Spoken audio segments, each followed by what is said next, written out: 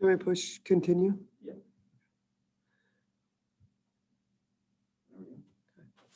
Hey guys, thanks for popping on with us. So got a busy week in front of us. Obviously, got a tough LSU team coming in. Been really impressed with them. They got a veteran team.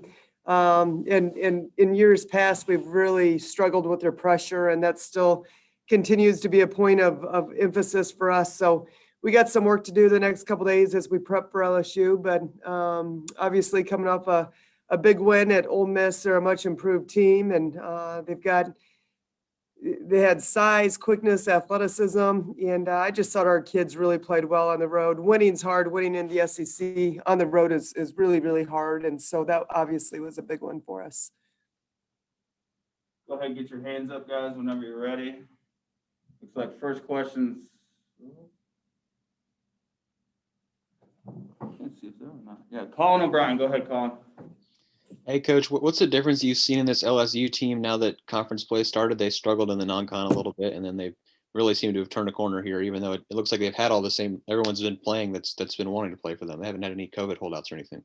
Yeah, still diving into them. You know, after we play, we usually break down film from our previous game, win or lose, and you know, try and use it as a classroom opportunity to show film individually or collectively. And so a lot of focus on that. I'm just now diving into LSU, obviously very familiar with Nikki and what they do with their matchup zone that causes a lot of pressure. But, you know, it's an interesting team. You know, it's almost like, you know, they get down and that's when you really get the pressure. That's when they really put the pressure on you. But they've had a lot of success, you know, in the past with their full court pressure, with their half court pressure. It's like you look at Arkansas and they can score a lot of points in a hurry just because of their fast paced offense. And LSU is the exact same kind of team that can score a lot of points in the hurry just by turning you up defensively. And so still diving into it. Like I said, personnel has been the you know, they got a lot of returning kids. They only lost, I think, one from last year, but this season, I think, has been unique for everybody and their own challenges. So whether they had COVID, didn't have COVID, just ebb and flow of the season, I think it's been challenging for everyone. So, you know, it's SEC playing, as we all know. Nothing's easy in the SEC, especially on the women's side. It's just crazy. I've said this, I think, every year, but I swear to goodness, when you look at the net rankings and the success of this league, it's just it's a monster night in and night out. But again, that's what makes it so fun. Eric Blum from the Troupe, you're up next. Hey, Robin, I was going to ask, after going back and looking at the Ole Miss film, what jumps out at you? You know, I really felt like we had some great ball movement. And I think that's huge for us. We're still, you know, in our motion offense, when that ball moves and people move, I think we can be kind of hard to guard just because it's unpredictable. You know, it's not a lot of sets.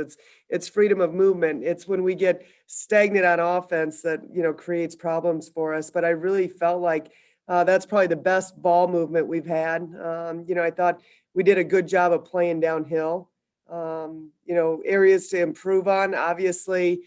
Rebounding continues to be a point of emphasis. I was just talking to Coach Bracey upstairs, and, you know, it's not as bad as I think what we think it is right now as coaches when you look at statistically what we've been able to do. But that's an area that we've definitely got to continue to get better at. And then, you know, again, I'm so tired of talking about these turnovers. They're just head scratchers. And I get that you're going to have some, you know, travel calls, you're going to have some offensive charges. I mean, you're not going to play flawless basketball, but, you know, we sprinkle in enough of those turnovers that just make absolutely no sense that I think really frustrate you. And as we all know, you know, in this league, you've got to value that ball, and those live ball turnovers can turn into points in a hurry in the SEC. And so, you know, something we just got to continue to talk about. We do every day in practice.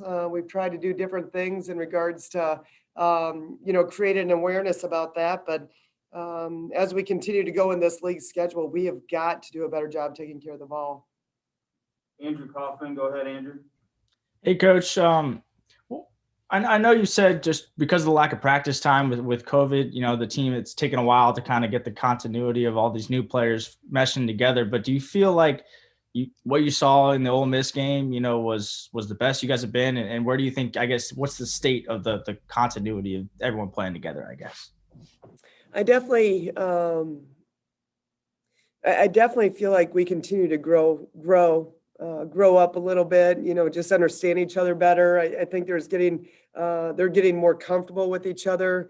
Do I think we're there? No, I don't. If we see that consistently, obviously that'll look a little bit different. But I will say this: we did have a good few days of practice leading into that Ole Miss game, and I think that's huge. We had everybody there. It wasn't people in and out from contact tracing and whatnot. So we were able to string a couple days together, which I thought was huge. And I always say you play like you practice. I mean, I'm old school when it comes to that, but I think there's a confidence that comes from the way that you prep and you prepare for games. And so, but as far as what we have in regards to how many games we have in, we just haven't been able to put a lot in. Good for us that we run a motion offense, but even situational stuff. That's hard to do by Zoom calls when you got people in contact tracing and whatnot. And so it's just manage it to the best of your ability. There's a lot of positive things that are going on with this team. I still feel like we've got a pretty high ceiling. I think we've got pieces. It's just getting that continuity together. And every day we get on the court, whether it's practice or games, I think we're taking a step forward. Colin O'Brien, back to you. Hey, Coach, I was wondering, speaking of that, looking for continuity and trying to get things to mesh, what's it like having someone on the floor like Haley Troupe, who is just so consistent for you and, has never had a negative assist to turnover ratio here at Mizzou for you? Yeah, we were just talking about her the other day too, is just how steady she's been for us. I think, obviously she's in going into this season, I felt like she was in the best shape that she'd been in, which her dad works her out quite a bit at home. You'd think with not being here in the summertime that might hurt her, but her dad really gets after it and challenges her. And I know they have 2-a-days at home and they're constantly getting workouts in. But, she just came in with a great mindset. She's been really steady for us. I think, for me, what sticks out about Troupe is just the pace that she plays at. She understands pace, and that's a really hard thing to teach. And I think when you can change up speeds and understand pace and her ability to, come off ball screens, handle pressure, has just improved with every season. But playing really steady for us, assist to turnover ratio is huge for us. Just knowing that, you've got that consistency out there. Eric Blum, go ahead. Hey, Robin, kind of a different question for you for another story I'm working on. Going back through your entire time when you've been coaching, who's the best high school player you've ever seen? If you could narrow it down to one or two, just reviewing their tape, whether they played for you or not, who is the best high school player you've ever seen? Wow. That's a tough question.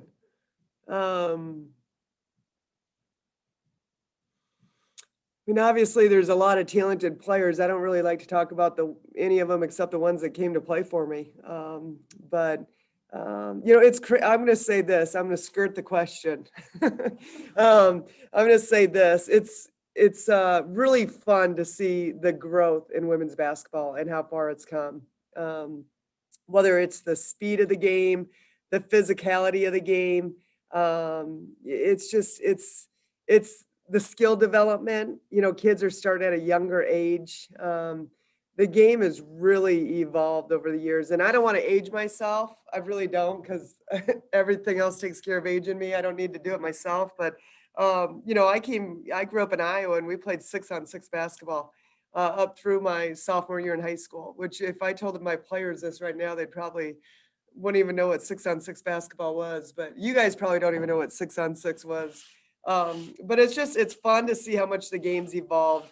I think we've got tremendous coaches in this league right now. I think the players' commitment, their individual skill development, it's so different, even from 5-8 years ago.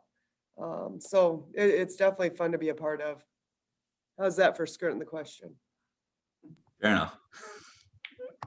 Kaufman, go ahead. Coach, another kind of sidetrack question here, but Sophie's going to be on the call for a women's basketball game today. I'm curious if what your thoughts are on her behind the mic. I am so excited for her. It puts a smile on my face. I mean, she's got the personality to do it. She's talked about this since she was in high school. I think she's going to be great. I think it's going to be fun. I think both her and Lindsay, her and her sister, have tremendous personalities, as you guys know and are well aware of. But I'm anxious to see how she does in her debut. I think she's going to be fantastic, and they're going to be blessed to have her on. And just a quick follow-up, because I've been meaning to ask you this for months now, but haven't had a chance. It seems like Hickman High School has become, all your former players are over there. You got Jordan and Morgan, and I think even your brother-in-law was being an assistant. What's that like to see kind of your coaching tree kind of extend over to Hickman? It's fun. I mean, obviously, it just again reminds you of you're getting older. That's not fun, but it is odd times in regards to not being able to go over there and watch them. You know what I mean? So it doesn't. Maybe I think if times were different, COVID was different, recruiting was different, and you could actually be in the gym and just be a part of it and watch them, it would be awfully fun. I wish I could do that, but I am really, really proud of them. I'm excited for them. And it's fun, just watching Bree Coolis, even at Ball State. I mean, there's a handful of our players that have decided to get into the coaching profession. And obviously, I'm excited for, they want to pay it forward. They want to invest into these kids and make a positive difference on the court and off the court. And I think they're all doing a great job with it. Any other questions from Coach P? Okay, we'll let her get away with that. All right. Thank you. Appreciate you guys. Have a good weekend.